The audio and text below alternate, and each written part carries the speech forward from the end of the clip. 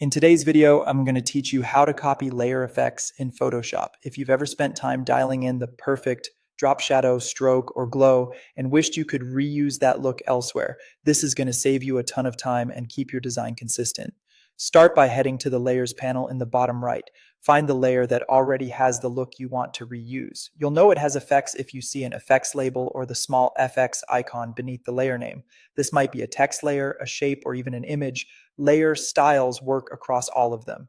Make sure you're clicking on the layer that has the effects you like, not just a group or the background. Now right-click directly on that layer's effects area and choose Copy Layer Style. This grabs the entire set of effects attached to the layer in one move, so you don't have to recreate them one by one.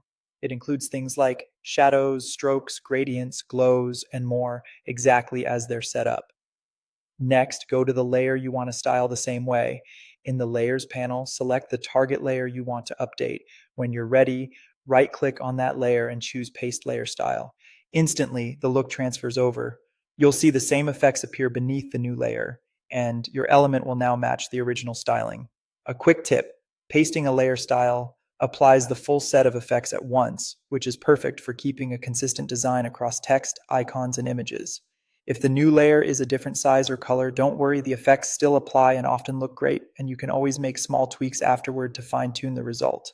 Also, keep in mind that pasting a new layer style will replace any existing style on that layer, so if you need the original later, consider duplicating the layer first. That's really all there is to it. Copy the layer style from the source, paste it onto the target, and you're done. It's a simple move that speeds up your workflow and ensures everything in your project looks cohesive without repetitive setup. If this walkthrough helped you, feel free to stick around for more Photoshop tips and tutorials, and I'll see you in the next one.